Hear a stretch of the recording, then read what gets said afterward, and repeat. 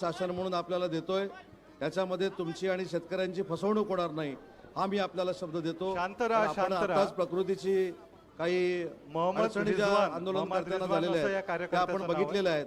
तर मला आपल्याला देखील विनंती करायची आहे आणि वैद्यांना देखील विनंती करायची आहे की बच्चू भाऊंच्या काळजीपोटी आणि आंदोलनकर्त्यांच्या काळजीपोटी आणि या समस्त शेतकऱ्यांना न्याय देण्यासाठी बच्चू भाऊंनी आपलं आंदोलन मागे घ्यावं एवढीच या भेटीच्या निमित्तानं मी बच्चू भाऊंना विनंती करतो आणि बच्चू भाऊंना विनंती करतो की त्यांनी मार्गदर्शन करावं।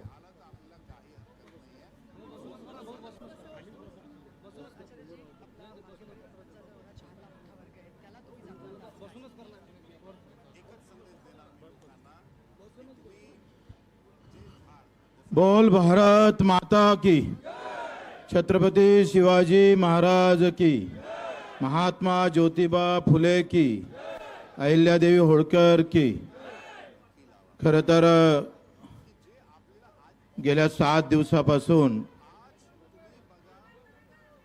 सगळ्यात मोठी विजय जर असेल भाऊ आपला तर हा महाराष्ट्र ओबीसी आणि मराठा म्हणून लढत होता, हा महाराष्ट्र हिंदू आणि मुसलमान म्हणून लढत होता, तो महाराष्ट्र आता शेतकरी आणि मजूर आणि दिव्यांगासाठी लढत आहे। हा या आंदोलनातला सगळ्यात मोठा विजय आहे।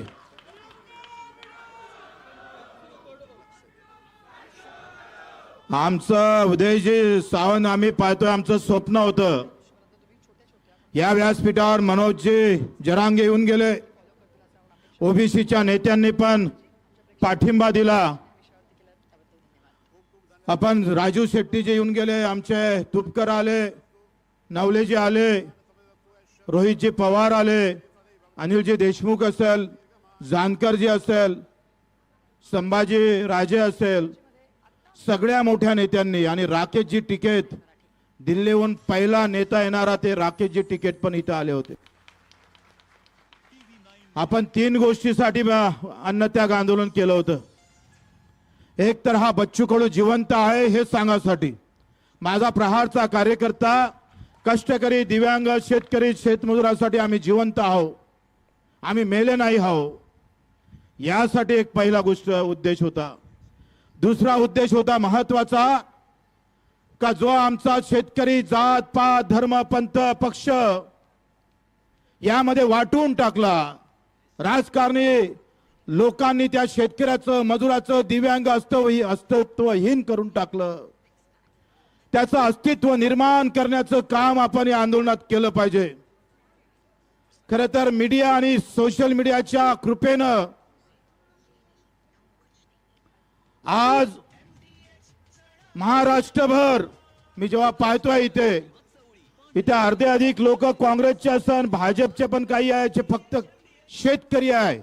नेत्याच्या मनात जरी असलं तरी इथल्या शेतकरी शेतमजुरांना नेहमीच सांगत आलो मत कोणाले मारा, पण जेव्हा शेतकरी शेतमजुराची कष्टकऱ्याची दिव्यांगाची लढाई येईल तेव्हा सगळे पक्ष आणि धर्म जात बाजूने घेऊन शेतकरी म्हणून लढावं।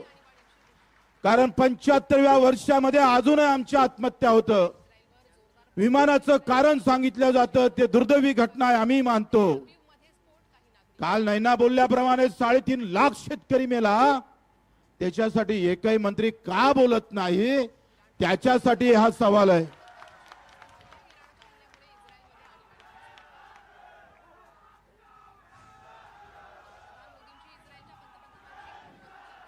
आणि म्हणून आम्ही पाहतो का इथून इकडे तुम्ही दिलेली साथ, अनेक पक्षाचे लोक, अनेक जातीचे लोक, मेंढपाळ असेल, मच्छीमार असेल, ग्रामपंचायत कर्मचारी असेल, जो गावात काम करणारा दिव्यांग, तर अर्धी लढाई दिव्यांगानं लढली आहे भाऊ। हा माणूस खुर्चीवर दिसताना पुण्यावरून याटोन एकटा आला, याटोन रायगडला पण आले होते, ते पाय चालता येत नाही पण जिगर मात्र हनुमानजीची ठेवल्याशिवाय राहत नाही छाती। अशा ह्या दीन दुबळ्यांना 1500 रुपये महिन्यात होत नाही सावंत साहेब, त्याचे महिने 6-6 महिने त्यांना पगार भेटत नाही। आम्ही जे मुद्दे मांडले ना तुमच्या पक्ष कार्यकर्त्यापासून, नेत्यापासून, आमदार खासदारपासून जे नजरेच्या आड गेलेले लोक आहे त्याला या आंदोलनानं उजेडात आणलेलं आहे, समोर आणलेलं आहे. लक्षात घ्या, आंदोलन म्हणजे मागण्या पूर्तता एवढाच विषय नसतं, तर आंदोलनातून आम्ही पाहतोय नवीन चळवळ निर्माण झाली पाहिजे आणि त्या चळवळीतून सरकारच्या डोक्यात मळमळ निर्माण होऊन आमच्यासाठी ते सरकार रस्त्यावर येऊन आमचं काम केलं पाहिजे. ते आज आपण साध्य केलं. मी नेहमी म्हणत असतो का जातीची लढाई सोपी आहे हो, धर्माची लढाई सोपी आहे. कोणतं मंदिर पाडता आणि कोणती मस्जिद पाडता. तर राम ठाकरे नावाची आत्महत्या झाली ज्या दिवशी मी पहिल्यांदा उपोषणाला बसलो आणि राम ठाकरेची आत्महत्या झाली. राम मंदिर बांधून तुम्ही जे पुण्य कमावलं ते राम ठाकरेच्या आमच्या 37 वर्षाच्या बियाणाले पैसे नव्हते. 3700 रुपयामध्ये आमचं सोयाबीन विकावं लागलं. 7000 रुपये भाव होते तुरीले, 6000 विकावं लागतं. कुठं सरकार तोंड मारत नाही, याचं खरं वाईट वाटतं. मग राम ठाकरेची आत्महत्या प्रभू रामचंद्राच्या नावानं असणाऱ्या रामचंद्र ठाकरेच्या आत्महत्याचं पाप फेडणार कसं? ते फेडता आलं पाहिजे. उद्या जे आम्ही तुम्हाला मानतोय, पण हे वर्ग बरेच दूर राहिलेले आहे. एमआरजीच्या मजुराले, काम करणाऱ्या मजुराले 6-6 महिने मजुरी भेटत नाही. तुमच्या आमचे पगार 5 तारखेच्या आत होता. लाज वाटायला पाहिजे, या गोष्टी शरम वाटायला पाहिजे. गावातला शेतमजूर आहे त्याला साप चावलं तर पैसे भेटत नाही आणि शेतकऱ्याला मात्र पैसे भेटतं साप चावल्यावर, ते लवकर भेटत नाही. एका गावात मजूर शेतात काम करतोय आणि शेतकरी काम त्या याच्यात करतोय शेतात. काय तुझा भाव आहे? काय ह्या योजना पूर्ण केल्या नाही पाहिजे? पण आमचे मुद्दे सावंत साहेब अतिशय शेवटचा घटक गरीब आहे. मेंढपाळ लोक बिचारे ते सगळे फिरत राहतं. मेंढपाळ लोक, तो आमचा अर्जुन बसला इथे उपोषणाला, त्यांना जमीन नाही आहे आणि चाऱ्याला जून जुलै ऑगस्ट पर्यंत 3 महिने पाऊस असतं आणि चाऱ्याला काहीच नसते. त्याला फक्त ई क्लास असेल, फॉरेस्टची जागा असेल. ते काय मेंढर वरचं खातं, खालचं खात नाही, झाडाच्या वरचं तोडतात. तेवढं जरी केलं असतं तर त्यांचं पोट भरलं असतं. आम्हाला सांगायचंय जोडधंदा करा. मग कलेक्टरला जोडधंदा द्या, एखादं 2-3 मशिद्या बांधून यांच्या इथं, काय हरकत आहे? एवढा पगार कमी करा. विधवा भगिनी येऊन गेल्या, त्यांना 1500च भेटतं. संजय गांधीचेच लाभार्थी आहे. आणि म्हणून ही लढाई मित्र तुम्ही सगळ्यांनी मरत वाटते, हा बच्चू कडूचं यश नाही आहे. आम्ही प्रचंड यश महाराष्ट्रामध्ये जे उणीव होती, शेतकरी एकत्र, मजूर एकत्र, दिव्यांग एकत्र येण्याची, ते उणीव या आंदोलनानं भरून काढली. लक्षात ठेवा, भरून काढलेली आहे. हे मोठं यश आहे. सरकार येईन नाही येईन, त्याचं कर्तव्य बजावन नाही बजावन. ये आजी, ते 65 वर्षाची आहे, तिचं शुगर आहे 450. तरी ते इकून समोर बस, इथं हे घरे हे काय हे काही आमच्या ओळखीची नाही, जातीची नाही, धर्माची नाही, पंथाची नाही. कुठून आली बिचारी, तिला माहीत झालं म्हणे तू बसतो तर तू थांबून जावे, मी उपोषणाला बसतो म्हणे. आजीसाठी टाळ्या वाजवा एकदा. आमचे हे पुण्यावरून आले, कडू आहे, गणेशकर आहे, गणेश निंबाळकर आहे, दुधाने आहे, बघे 3-4-50 आमचे हे आहे. सगळ्यांना प्रचंड मेहनत घेतली. शेतकरी मजुराची लढाई कठीण असतं लढणं, कारण त्याला धर्म आणि जात जिटकली नसतं. आणि म्हणून ही लढाई अधिक मजबूत करण्याच्या उद्देशातून आपण 4 आंदोलन केले आणि हे 5वं आंदोलन आहे. आतापर्यंत एकूण ज्या मागण्या केलेल्या आहे, जे काही लिहून आणलेलं आहे, थोडं बाई थांब थोडं,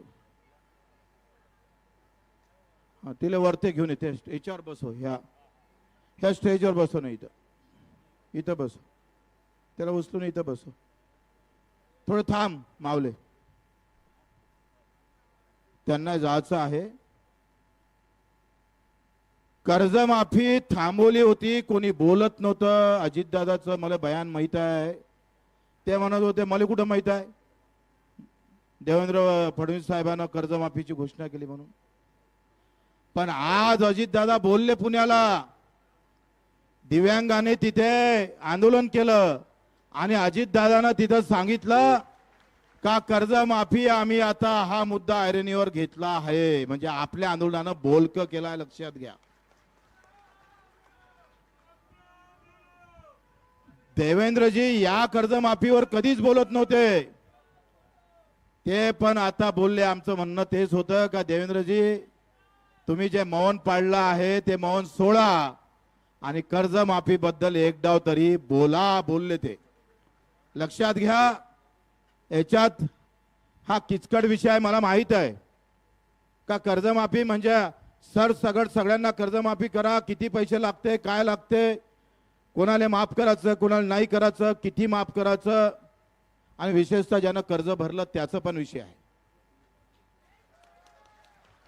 आणि मागच्या 2 कर्जमाफी झाल्या त्याच्यातले काही लोक सुटलेले आहे, ते विषय घ्यावं लागेल. त्याच्यानं किती लोक सुटले हा सगळा विषय काही 1-2 दिवसाचा नाही आहे, तुम्हाला माहित आहे. आपण 90% कर्जमाफीमध्ये यश मिळवलेलं आहे बऱ्यापैकी. दिव्यांगाच्या बाबतीत असं एकूण 25 मागण्यापैकी आपल्या 5 मागण्या राहिल्या, आपण 20 मागण्या पूर्ण केल्या आंदोलनातून. सगळ्यात मोठं यश आहे 20 मागण्या. आणि मग आता कर्जमाफीचा एवढा विषय, कारण दिव्यांगांना मानधन ते 30 जूनला वाढवणार आहे. कर्जमाफीचा विषय आहे ते. मला एक गोष्ट थोडा डोक्यात आहे का बा, तुम्ही तारीख कोण नाही सांगत.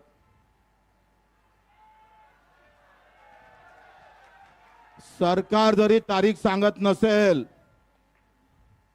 तरी 2 ऑक्टोबर पर्यंत सरकारनं तारीख सांगाव, नाहीतर 2 ऑक्टोबर मध्ये आम्ही मंत्रालयात घुसून, बच्चू कडू आता जेवण खाऊन तयार झाला का मंत्रालयात घुसल्याशिवाय राहणार नाही.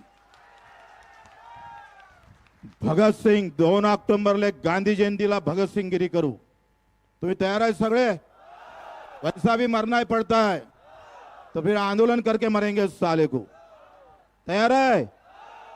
आपण आंदोलन माग घेत नाही, फक्त पुढे ढकलतोय. कारण येणारा पाऊस आमच्या डोक्यावर आहे.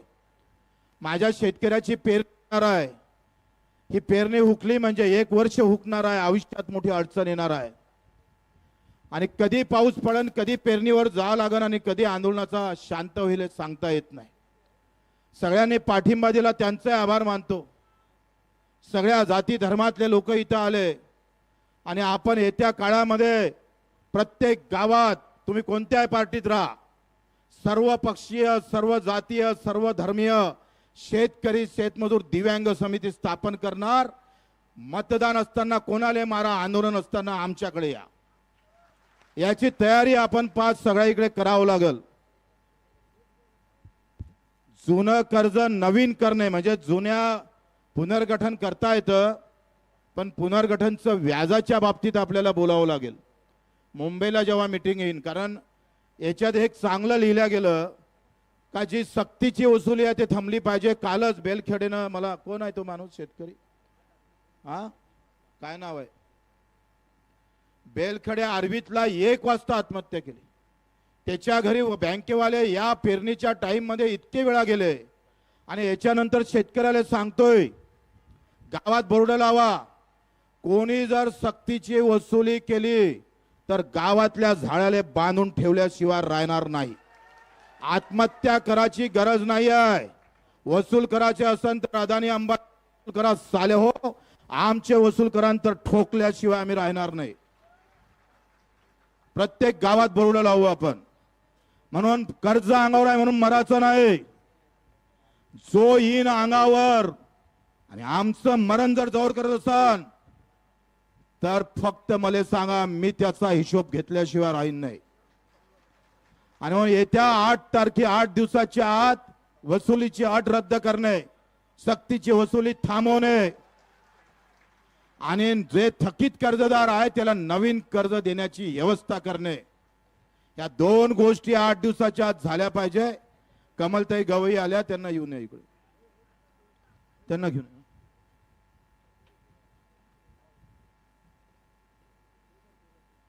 बेघर विषय घरकुलांचा मी सभागृहात बोलत होतोय का शहरातल्या लोकांना 2.5 लाखाचं घर आणि गावातल्या लोकांना 1.25 लाखाचं घर. आपल्या आंदोलनात यश आलं आणि हे घर आता 2 लाखापर्यंत भेटणार आहे गावातल्या लोकांना सुद्धा. हे सगळी तुमची कमाई आहे. आणि ज्यांना जमिनी अतिक्रमण मध्ये आहे, ज्यांचं अतिक्रमण मध्ये आहे पण घर बांधत नावानं होत नाही, तोही विषय आम्ही सगळं मांडलेला आहे. त्यालाही पण व्यवस्थित न्याय भेटन. मच्छीमार, दूध व्यवसायाच्या बाबतीत, कांद्याच्या बाबतीत, ऊसाच्या बाबतीत आणि फळ, आंबा असेल, संत्रा असणार, द्राक्ष असेल, केळी असेल, जे काही फळबाग आहे त्यावरही पेरणी ते MRGS मधून 3+5 ची योजना त्यालाही मंजुरात आमचे भरत गोगाल यांना मान्य केलेलं आहे. आता विषय असा आहे का माझी तब्येत काही फार चांगली नाही. मी बोलून राहिलो होशात, पण पोटात किती दुखते मला माहित. बऱ्याच कार्यकर्त्यांना मेसेज केला, बच्चू भाऊ तुम्ही जर आंदोलन सोडलं नाही, आज अन्नत्याग जर सोडलं नाही तर आम्ही कुटुंबासहित आत्महत्या केल्याशिवाय राहणार नाही. त्यांचं म्हणणं बरोबर आहे का, तुम्ही नसाल तर मग काय फायदा आहे, कर्जमाफी काय फायद्याची आमच्या. म्हणून अशा सगळ्या कार्यकर्त्यांनी किमान 200-300 मेसेज माझ्या मोबाईलवरून पडलेले आहे. मी दुधा मनस्थितीत आहे, त्याला समजून सांगण्याचा प्रयत्न करतो. काल एक जण टाकीवर चढला आणि तो म्हणे अन्नत्याग कर, तुम्ही सोडा नाही तर आम्ही खाली उडी टाकतोय. 2 गोष्टी आहे. येणारा पाऊस कधी सांगता येत नाही. त्याच्यानं कारण पाऊस नसता सावंत साहेब, हे पावसाळ्याचं वातावरण नसतं तर आम्ही तुमचं मानलंच नसतं. पण येणाऱ्या पेरणीचे दिवस आणि कार्यकर्त्याची एकंदरीत मंदारणी पाहून आपण हे आंदोलन आजचं 2 ऑक्टोबरला तुम्ही यायला तयार आहे नक्की का? हात वरते करा. अरे तयार आहे का? बगर पैशात यावं लागन. आता एकाच्या लोकांना अधिक 100-200 आणावं लागल. आपण याला चकवा देऊ छत्रपती शिवाजी महाराजासारखा. सांगू नागपूरले जाऊ मुंबईले, बरोबर आहे ना.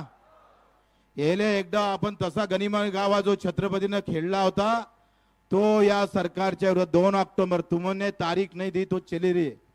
ठीक है, मुख्यमंत्री तारीख देने को तयार नहीं है अभी, पण आम्ही 2 ऑक्टोबर तारीख सांगितली आहे.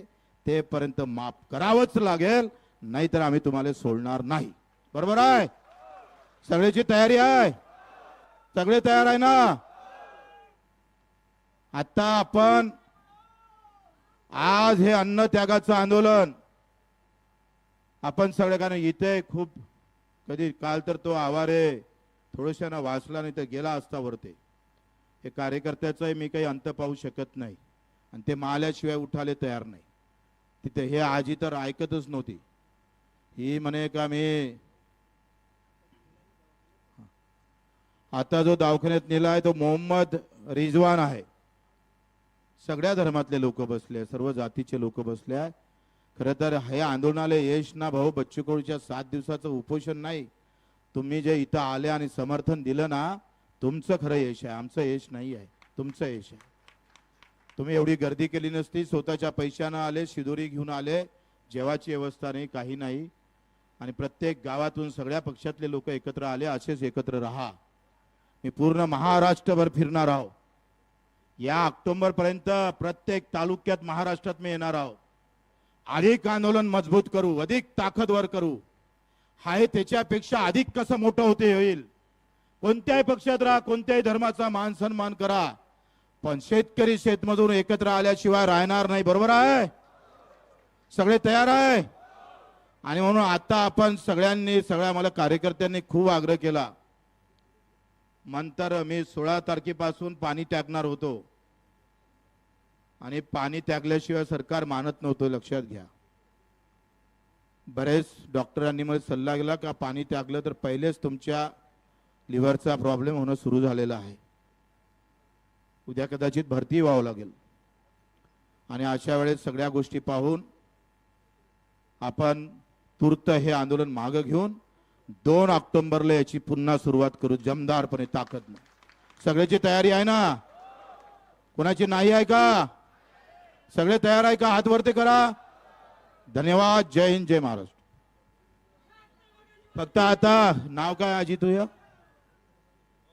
तुझे नाव सुमन आणि हे तुमचं नाव सुमन आणि बापूच्या हातून मी पाणी घेतो उदय सावंत साहेबांच्या हातून म्हणजे त्यांच्या उपस्थितीत हे दोन एक अपंग आणि एक विधवा महिला आमची शेतकऱ्याची माय वय आहे आणि मलेत पाच तू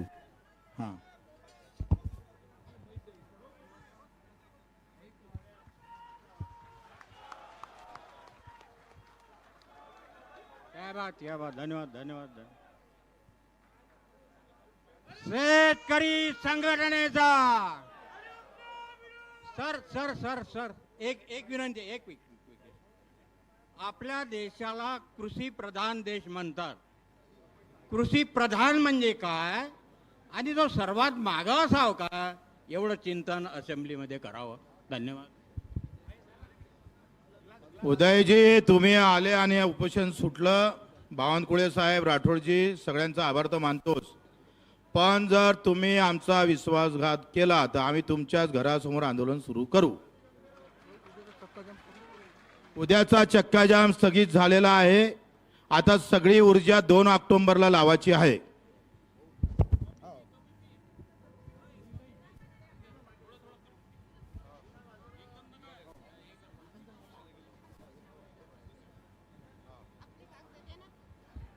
तर कलेक्टर साहेबांसाठी एकदा टाळ्या वाजवा.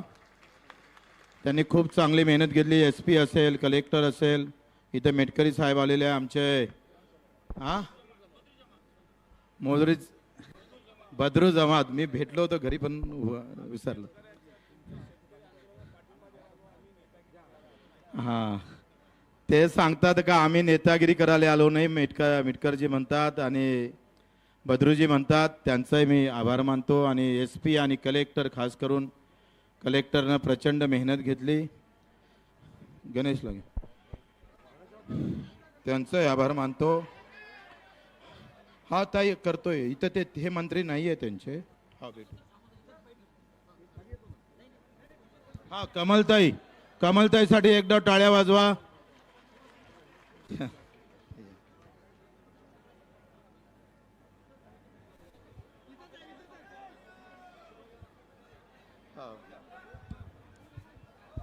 उभं होऊ नका. सध्या उभं होऊ नका. खाली बसा.